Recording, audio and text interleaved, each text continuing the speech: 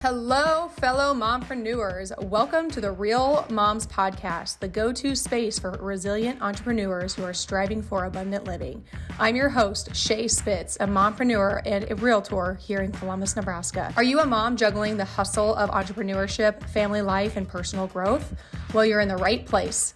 On this podcast, we dive deep into the real, unfiltered stories of incredible women who are navigating the journey of mompreneurship. We'll celebrate the victories, share practical insights, and acknowledge that it's okay to face challenges along the way. Success isn't about the destination. It's about the journey and the growth we experience as we balance our careers and the chaos of family life. Whether you're a seasoned mompreneur or just starting on this exciting path, join me and our amazing guests as we explore what it truly means to be a resilient entrepreneur striving for abundant living. Get ready for real, raw, and remarkable conversations that will inspire and uplift you. Because here at the Real Moms Podcast, we believe in the power of community, authenticity, and the strength that comes from embracing the journey together.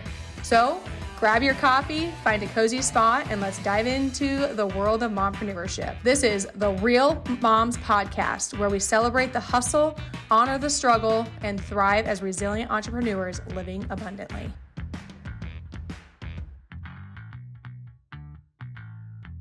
Welcome to Real Moms, where resilient entrepreneurs create abundant lives for themselves and their families. Before we jump into today's conversation, I'd love your support. If you're inspired by what you hear today, hit subscribe, leave us a 5-star review, and share this episode with another mom who's building her business and her dreams. Your reviews and shares help us spread the message that moms can truly have both success in business and abundance at home. So let's dive in. Today, I like to start every quote, I like to start every podcast off with a motivational quote. And today's quote is, "Intention means every decision, from the most obviously significant to the seemingly mundane matters." Today, we have Kristi Jenkins. She is a managing broker with over 2 decades of experience guiding families through life's biggest moves. From first homes to waterfront estates across the beautiful estate sides and Seattle areas. Kristy isn't just about transactions. She's your realtor for life, bringing sharp negotiation skills, strategic marketing, and heartfelt community connections to every deal. When not busy matching people with their dream homes, you'll find her boating through the San Juan Islands, crafting charcuterie boards with her husband of 25 years, or supporting causes that matter deep to her, like Olive Crest and the free wheelchair mission. So thank you, Kristi, for being here. I stumbled over my words there at the beginning, but that's life, right? You read your bio and it sounds great, and then you hear it and you go, oh, is it that long? Do I need to start evaluating? Actually, no, it's not that long. It really Okay. isn't. Some people have had a page and I'm like, ooh, could we shorten that? Because Oh my goodness. Okay. my English is not the best. But so thank you so much for Yes. being here. And Thank you for tell me a having little me. bit about what got you into real estate and why. Yeah. It's such an interesting question, because my journey has changed. My motivation, my style, like everything has changed so much in the last 22 years. Because when I started this, I had 2 young kids. I actually had one on the way, and I had a little one. I was working in corporate America in a marketing position in a gaming company, and I just felt like I could still contribute, but be the kind of present mom that I wanted to be too. And I just felt like I wasn't able to do that in a corporate job. And I knew I wanted to continue working. I'd gone to college. I had really high aspirations of contributing to our family's income. And my husband worked full time. He was building a business too. But I just felt like being separate from my kids during these really formative years was not the legacy I wanted to leave for them. That's not how I wanted them to grow up. I wanted to be a present parent, and I was really struggling with how I would do that and still contribute financially. And my mom had recently, she had a daycare, an in-home daycare for all of our growing up years. And so I grew up with tons of kids in our house, and that was how she made it work. She was a pastor's wife, and that was how she made it work income wise. And she had recently left daycare after getting burnt out over 20 years and had started in real estate. And she had done really well. And so I thought, you know what, I'm going to come alongside of her. And we teamed up for many of those early years. We were a mother-daughter team, and we didn't try to grow the business to this empire. We really were trying to build a team that we could support each other and be there for each other and do part-time incomes. That was really, it wasn't We didn't have these high aspirations. We just wanted to support each other, do something we loved together, be able to watch my kids at different times.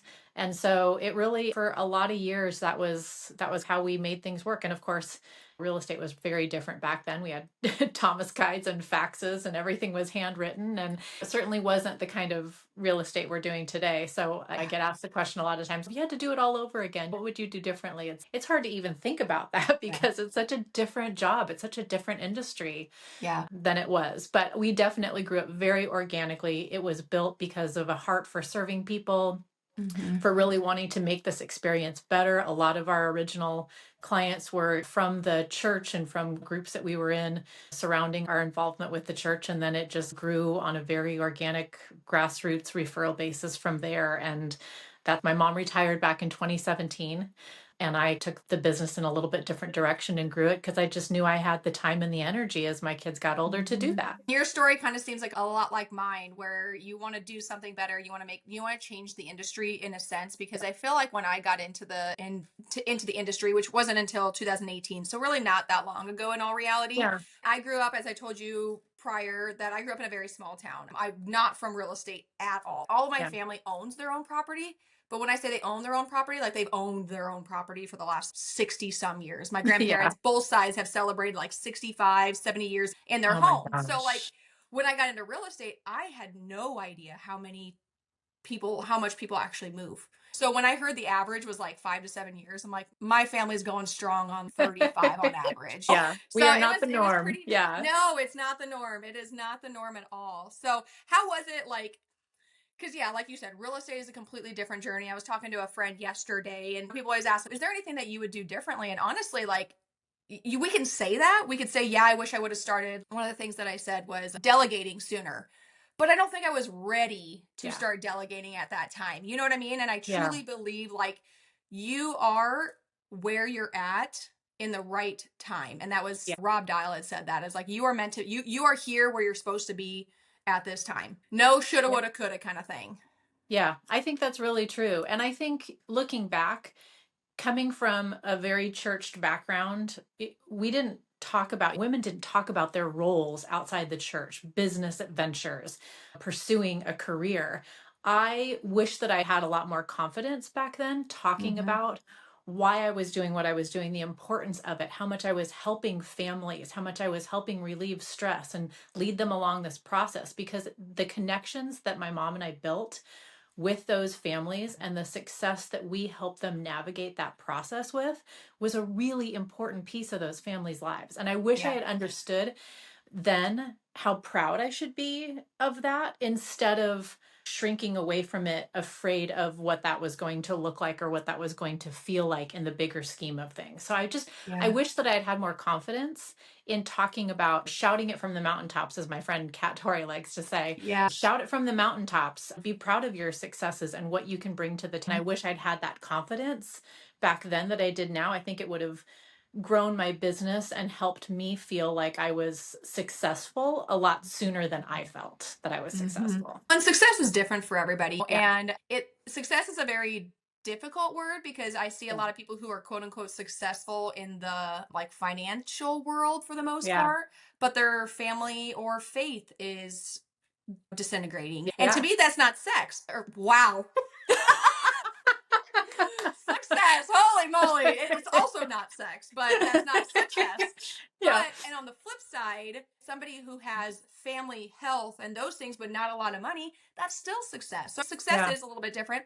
And yeah, I wish I had the confidence I have now when I first Yeah. started, but that comes from experience. That comes Yeah. from trial and tribulations and failing. Because I Yeah. will tell you, I have failed so many more times than I have succeeded. And I have probably failed more than most agents who've been in the industry for 30 years, because I've taken risks. I've lost a lot of money, but you learn from them. Yeah. That's not a failure. That's intuition, and that's tuition, and that is just a Yeah. part of it. Yeah.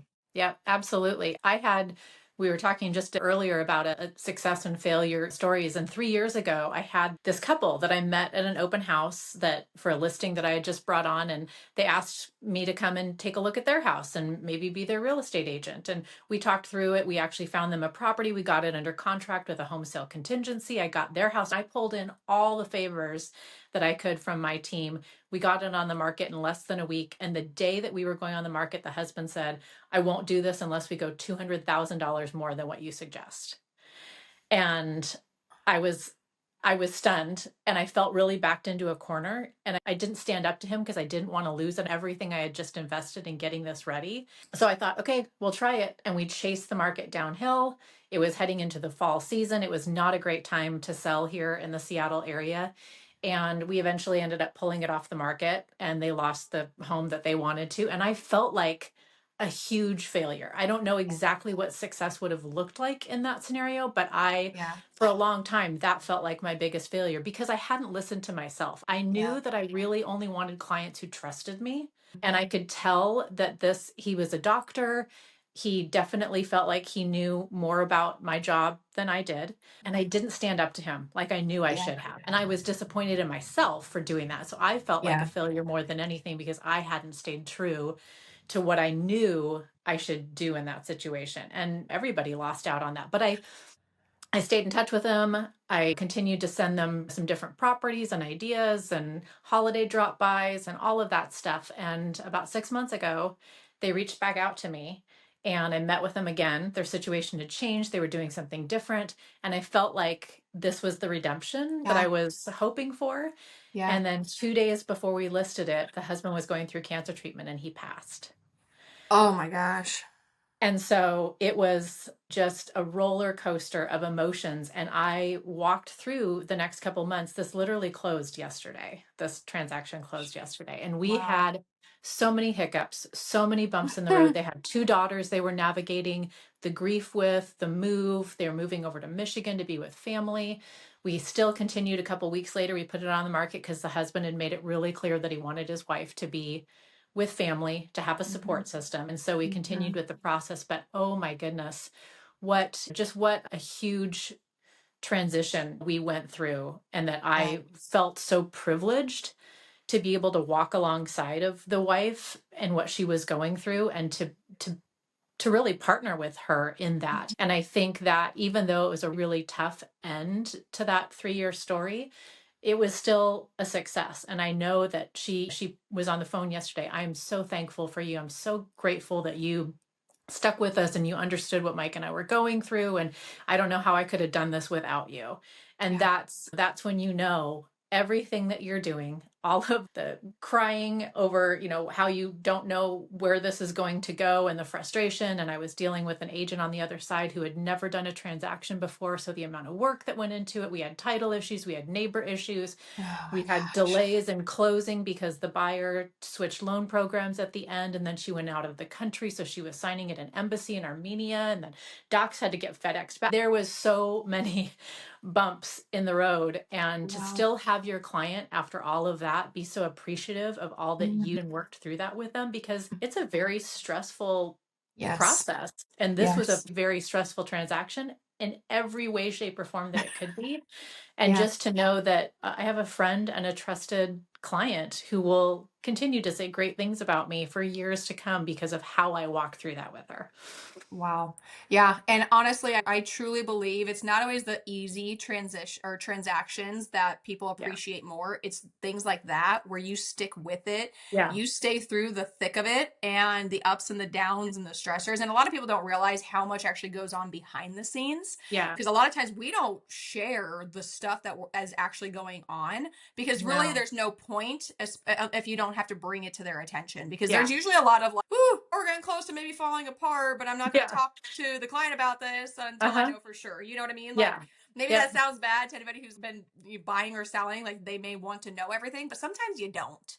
You No. don't want to know all the stressors that go And a on lot of behind the times you don't want to scenes. present that to the client until you actually have a solution. So you could be 100%. like Yes. literally days working through a problem, trying to figure out Yes. how all the pieces are going to fit together. And it's not that you're withholding information, it's that you don't want to come to them with a problem. You want Without to a come to them with a solution. solution. And Mm-hmm. until you have that figured out, there's no reason to stress them more than they are worrying. That's the Right. burden you take on. And Yep. sometimes that feels really heavy. Yeah. And sometimes that impacts every aspect of our lives. And I think that's the hardest thing for me with these tough transactions is not bringing it all home, bringing it all Yes. inside. Because I Yes. do, when you get that close to your clients and you care as much as you do, it's hard not Mm-hmm. to internalize all of that. And Yeah. so that's definitely finding that balance between bringing your work home with you, because this is a 24/7, 365 Yeah. job, and you've got to be able to decompress and turn it off sometimes. And that's definitely not,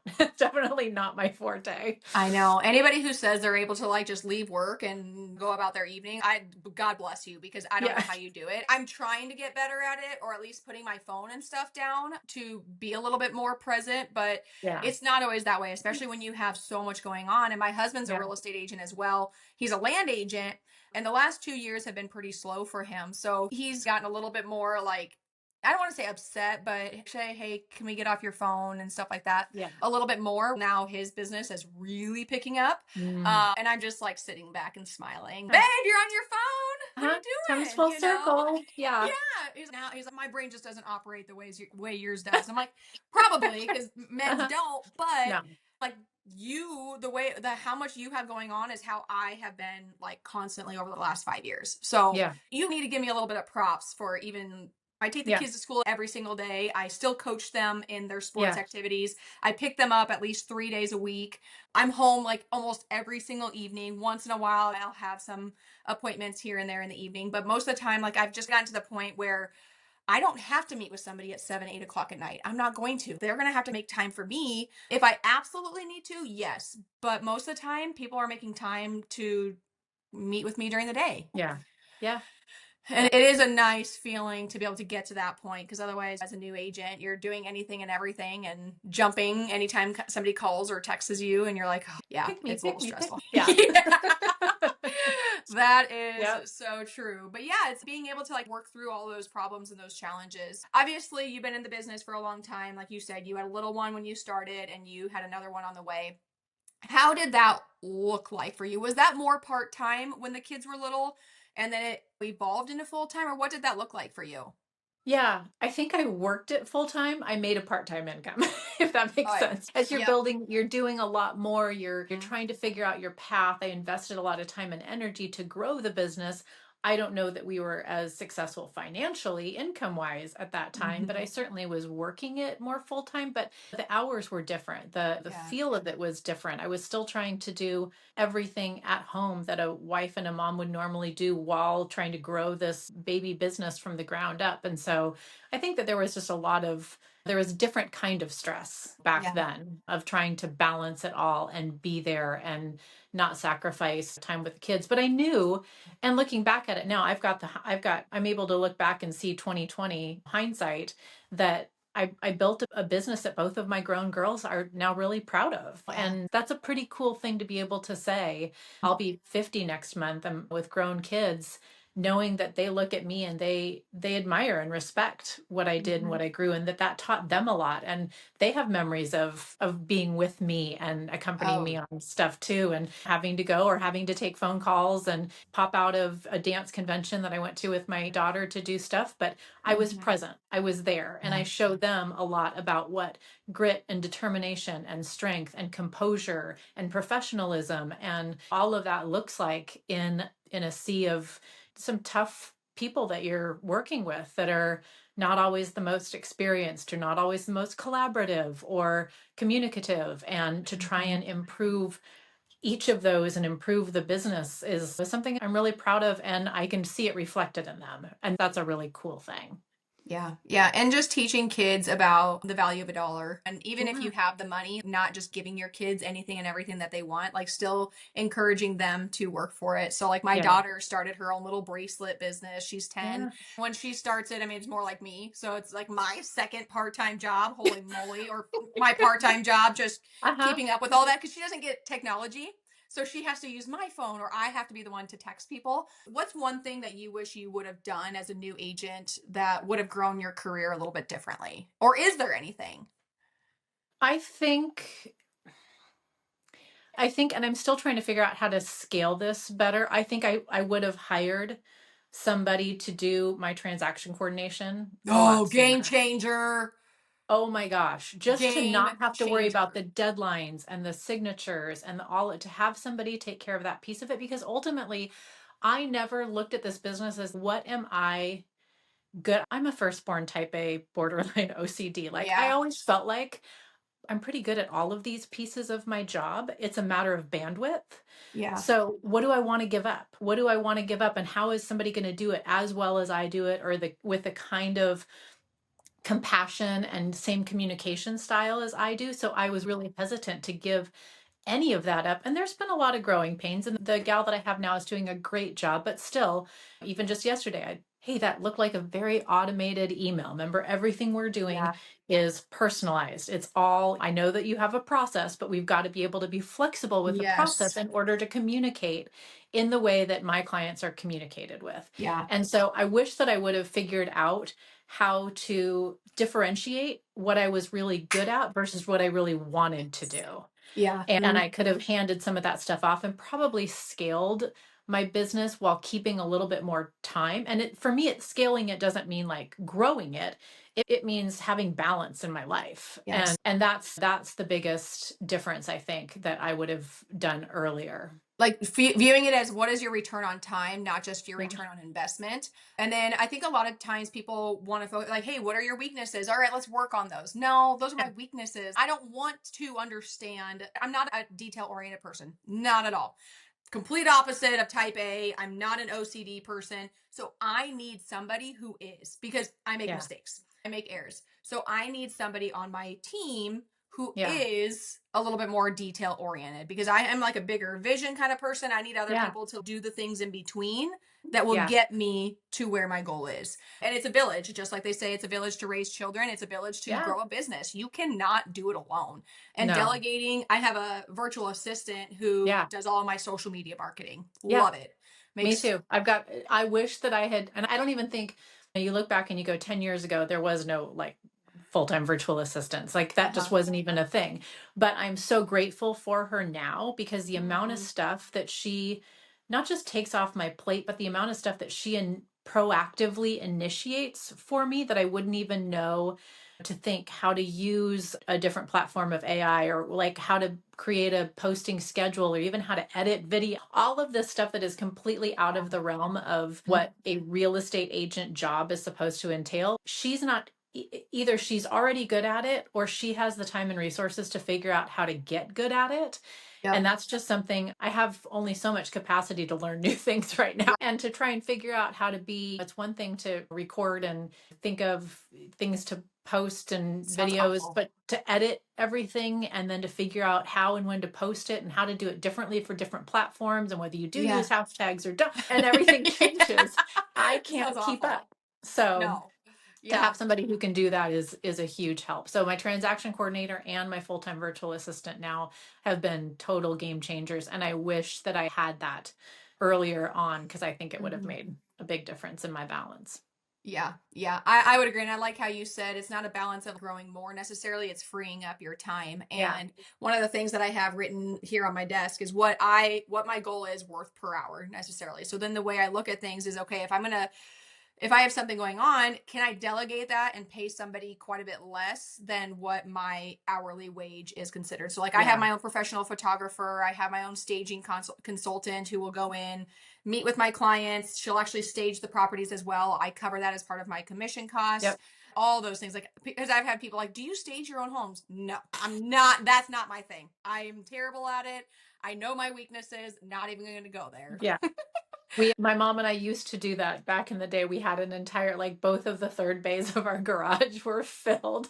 Oh And my after a gosh. while, it was like both my dad and my husband were like, are we going to get our garages back? And they were our like ground crew. And there was a couple of couches. I remember we had this blue and white couch that was so heavy. It was this monstrosity, and they moved it into one house, and they were like, this couch is staying with the home. We are not moving this out. We didn't do it. We had hand-me-down stuff. We, Uh-huh. it wasn't with the intention of like, how heavy is, what is the logistics of how we're Yeah, going to what looks move good is more so. any of this. Yeah, we would stage and decorate it like we would our own home, not really taking into consideration all that it took to get it there and get it back out. Yeah, Yeah, it's a no, lot. no staging anymore. Yeah, definitely something. And I'm just like, I have a great staging consultant and a partner, and she goes in and does the whole thing, and I cover that as part of my commission fees too, just because I believe so strongly. And that's the thing, you get to a point in your career where you go, I have a team, I have a process, Mhm. know it works, I know how this is Yeah. going to go.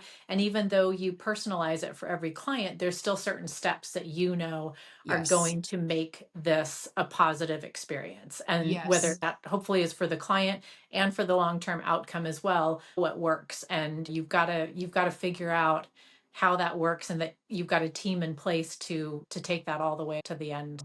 And it's a lot about the prep work. It's not about the amount Mhm. of work. Like people don't pay me necessarily for my time. They pay me for my knowledge, my expertise, my negotiation skills. But Yeah. a lot of the work, honestly, comes in advance. Like Yeah. I know what to do. I know we need to do this. We need to do that. We need to stage it. We need to do professional photos, especially like the market that we're in. It's not a heavy sellers market anymore. So there Yeah. needs to be a lot more work up front to really push it out there to get the sellers, obviously, top dollar for their home. So one of the questions that I have is, obviously you've been in the business for a long time. Do you get a lot of repeat referrals then from clients? Yeah, I actually looked back. I did an evaluation, full analysis on my business last year, and a full 94% of my business comes directly from past referrals or client referrals to their friends. I just closed a transaction for a client. I've done 12 transactions for him Wow. over the last 16 years. So, yes, that's definitely, and that's why I lean so heavily into staying in touch with them, and the touch points, the holiday gifts, the newsletters, the emails, the just making sure that I stay in really close touch with them. Because the thing you don't want to hear, and this definitely happened early on, was, oh, I forgot you were in real estate, or I didn't realize you did it Uh-huh. anymore. And Uh-huh. again, that was because I wasn't talking about it. I didn't want to be that person in the room where everybody would go, oh, there's Kristy. If you don't want to talk about real estate, Yeah. stay away. I never wanted to be that person. I Oh, want I'm people to that come to person. me. Yeah. Yeah. Yeah. No, we make eye contact. You're writing an offer. We're signing a listing. Yeah. And I can appreciate that. And now that I'm older, and my focus has changed, and my goals are a little bit different, that I'm not a full-time mom anymore. The reality is, my time is divided. I have more time to devote to my career, and I've got some big aspirations for what that looks like for the next few years. But I now don't mind being that person in the room that Mhm. talks about real estate, that is very invested in making Yeah. sure that I have the answers to people's questions, that I've Hmm. got, if I don't know it, that I've got a team of people that I can go to that does, but that I come in with some really valid resources, and that people trust that I know what I'm talking about. And so they come to me. I'm not seeking them out. It's them coming to me because they know that I've got a handle on what's going on.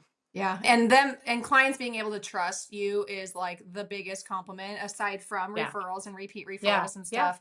But it really is. I've had clients who I didn't even know, but somebody had referred them over to me, and well, everything is electronically signatures and stuff. And I'll never forget, I had Yeah. one set of clients that we ended up making like offers on 3 or 4 different homes. We obviously listed their house contingent upon the sale and stuff, but not one time did they really even review the documents.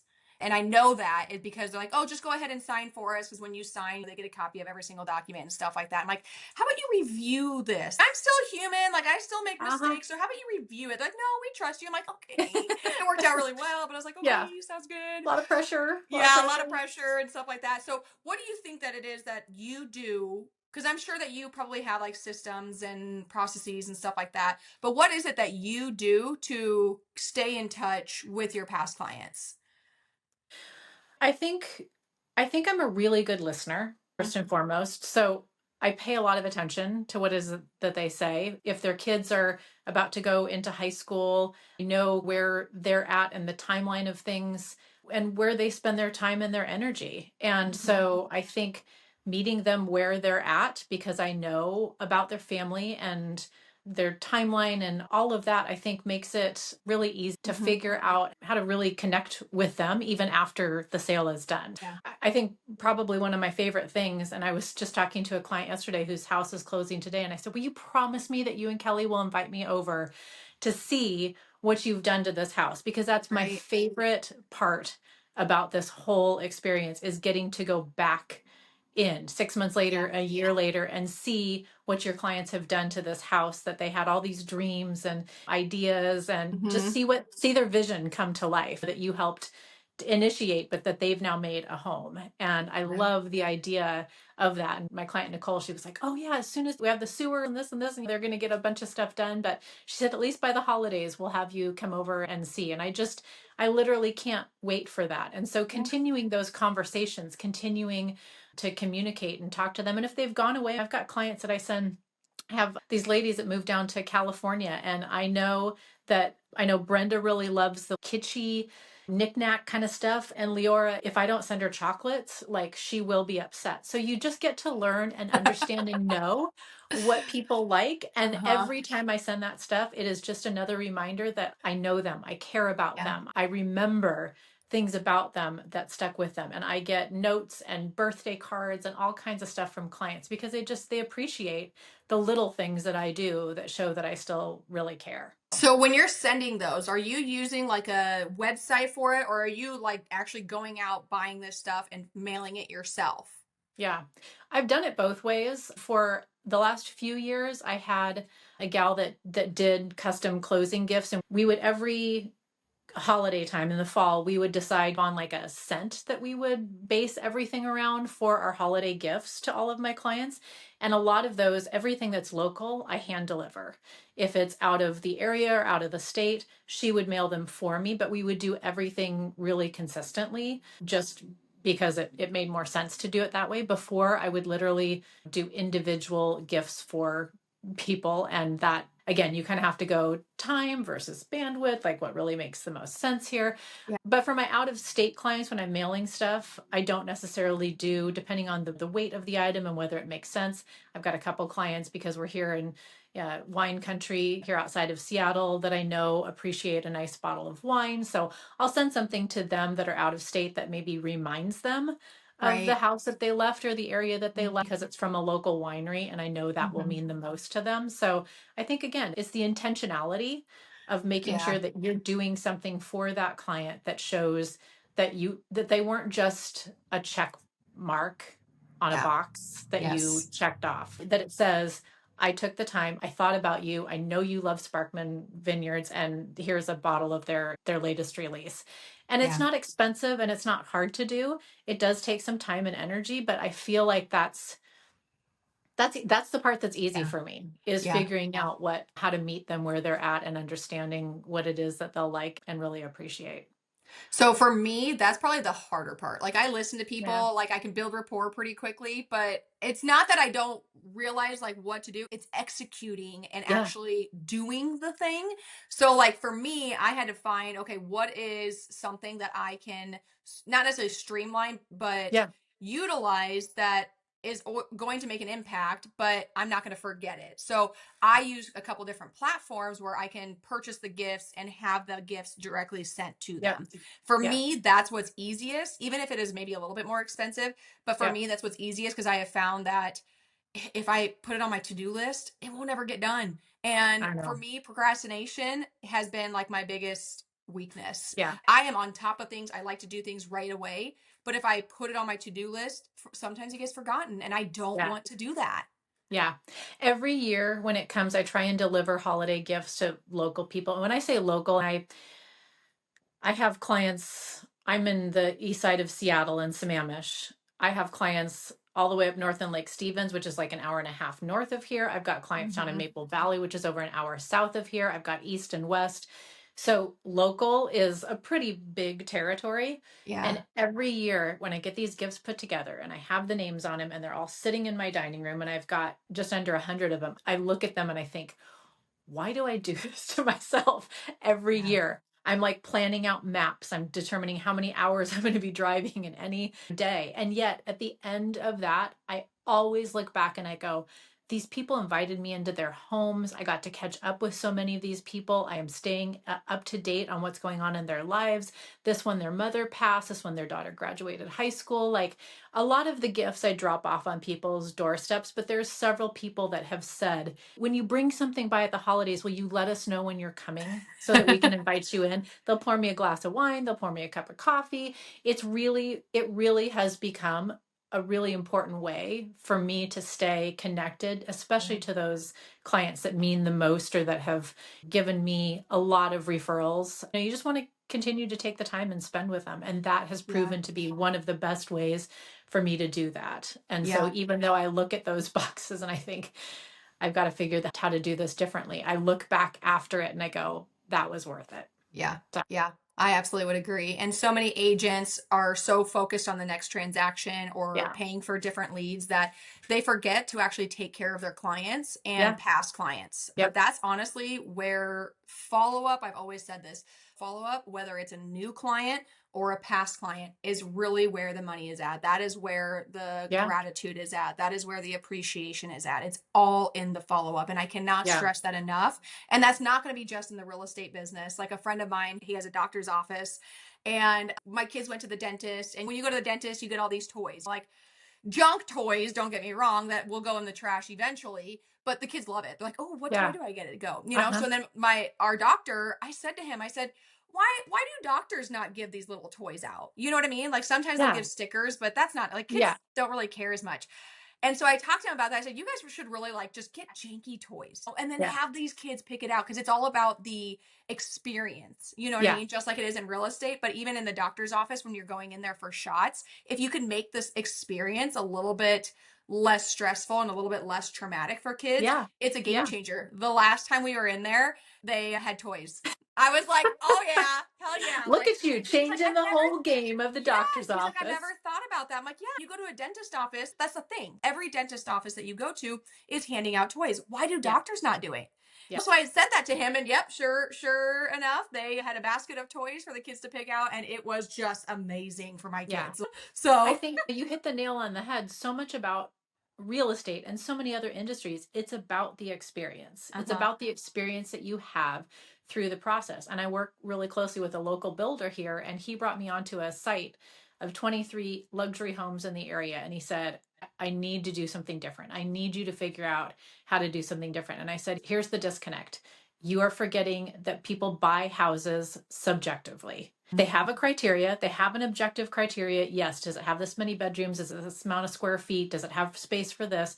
But when they walk in, they want to feel Yes. something. They want to feel like this is home. They want to feel that this is right. They want to see where they're going to entertain their family, where they're going to host holidays, where their kids' movie nights are going to be. They are going to buy subjectively. And so you Yeah. have to think about the buyer experience. Mhm. I think that's a huge part that is missing when you look at these. When you look at this industry as a transactional based industry, you forget that people make decisions based on emotion in real Yes. estate. Very And much. very much. And you see this time and time again. And is not, it gets a bad rep for being like the wife or the woman's drive emotionally, Yeah. but men fall in love with things too. Mhm. They have just as much input into this. And a lot of times it's because they see and feel what their partner sees and feels. Yeah. That's still emotion, whether it's them Yeah. falling in love with the house or them falling in love with the feeling that their family has. Yeah. It's still all about emotion and experience. And if you can create from the moment they walk in the door, it's all about their senses. From the time they drive up to when they walk in the door, they Mhm. feel when they're walking through. It's the temperature, it's the smell, it's whether you have activities for their kids to do. It's creating an environment that makes them feel like Yeah. this could be their home. Yeah. And I think that's a really important piece. They don't teach that in real estate classes. You No. have to either want to provide that and understand how important that is and figure out what that means for each of your clients, or you just miss that step completely.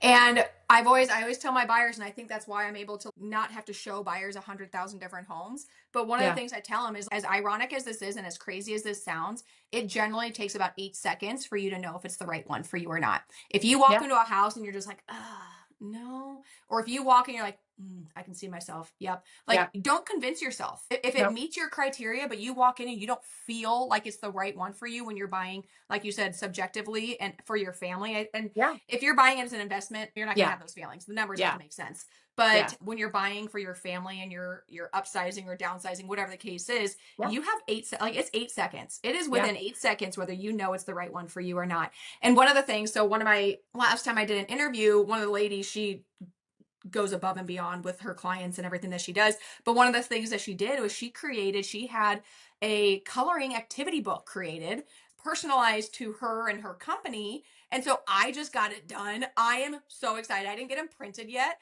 I don't know if I'm able to share this with you. It is the cutest thing in the entire world. Oh, Okay, share screen. Let me see this. I'm going to show it. Are you okay with me okay. showing this to you? Oh, yeah, absolutely. It is the cutest thing in the entire world. I'm so excited. But just something so small Yeah. this can make such a big difference because I do work with a lot of families. I have little Yeah. kids, so that's what the Yeah. area that I'm in. And I'm like, this is, oh It's so gosh. funny that you say that, Shae, because I literally just created an activity book for this builder for the site where we did like a mock-up of a house on the front, and we did the signage to match the vintage, the builder's signage, and then inside we activities and like a find different things in the house to keep them occupied, and different coloring and word searches and like all of that for this builder's site that Yeah, matched the kind of style and feel. that is awesome. Can Oh you my see this? gosh. Is this not the cutest thing ever? Oh my goodness. I know. Isn't I it the love it. cutest thing? And then, like it says, draw yourself in a superhero costume. What does your moving day hero outfit look like? And then saying goodbye to your current home, whether they're selling it or they live in a rental. But then the Yeah. next thing is circle the things in the picture that belong in a clean house. Oh, And then you can color me. yeah. Draw what you hope your new room will look like. Do you want bright colors, a big window, and then here's a little maze? Yeah. And is this not the cutest thing in the entire world? Oh, I love it. That, Yeah, I was so excited. I don't know how to get rid yep. of this now. But yeah, just little things like that. I don't know how to stop. See, this is technology is not my thing. But just little things like that can make such a difference in the experience when you're helping somebody through the entire transaction. Not just your knowledge, Yeah. but little things like that. Hey, instead of I bring a folder every time I go to a listing or buyer consultation anyway, and if I see that they have kids, oop, look at that. I'm going to give that to them. How cute. I'm Yep. so excited. I'm so excited. Yeah. But No, it's huge. And they feel that you want to take care of them. And yes. that is ultimately what builds those relationships, that creates those Mhm. referrals, that creates those clients for life. It's that they know that, and you can't just do it being a new agent, because you have to have the experience and the knowledge to back it up. That's not Yeah. something you can fake. Yeah. But once you have that, and I'm so privileged that I do have the years of experience that I do, I have what it takes to back up the relationships that I'm building Mhm. with the experience that I have in this industry. And that's Yeah. the beauty of where I'm at in my career right now, is I feel Mhm. like all of those pieces have fit together. And that's what I'm trying to build with. I mentor some new agents, and that's what I'm trying to instill in them is this is not, if you are in this for a transactional reason, like this is going to Mhm. be a very short career for you. But if Right. you want to Yes. build something that will Mhm. sustain you, that will get you Mhm. through various different seasons and times in your life, you build it differently. You build it right from the ground up, and you start Yeah. by building relationships. And that's at the core of your business. And so many of them are coming from different industries into real estate, and they're bringing such a vast and varied set of skills and abilities that they have to figure out how to utilize those to build Mhm. those relationships too. And it's not Yeah. just, you don't just come into a new industry and start cold. You've got to figure out, what are your superpowers and how do I use these now to propel my business? Yeah. So, Yes, absolutely. Kristy, as we wrap up, I always like yeah. to ask every one of my guests, what is one piece of advice that you would give to your younger self, or maybe somebody new who's in getting into the real estate world?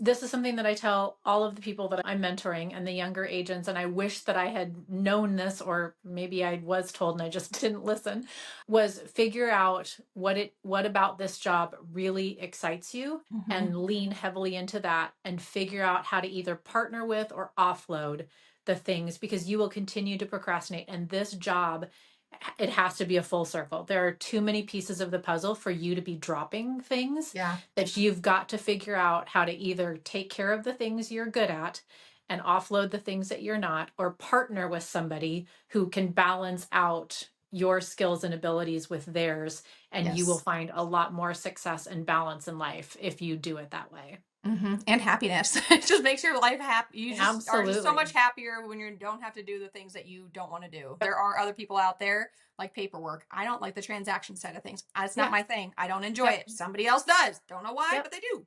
Yep, Oh, exactly. Yep. And yeah. figure out what that looks like. And a lot of times people, especially as this does take an investment. If you're going to do it well and you're going to do it right, you've got to figure out a budget and a marketing plan and a business plan. And there's so many people who just wing it in this Yeah. industry, and they don't treat it like a business. If you Yeah. don't treat it like a business, it is not going to sustain you like a Correct. business.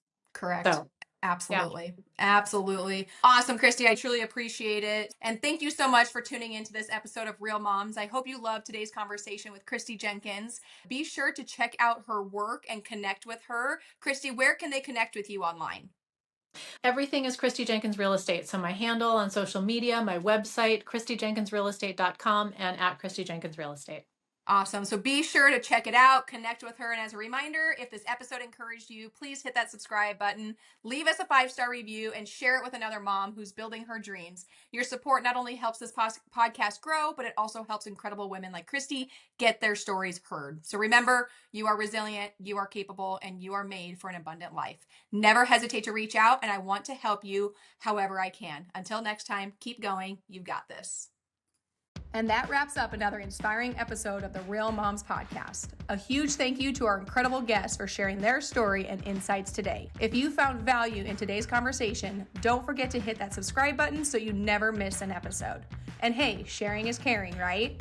Share this podcast with your fellow mompreneurs, friends, and anyone who you feel could use a dose of inspiration. Share it on your social media as well.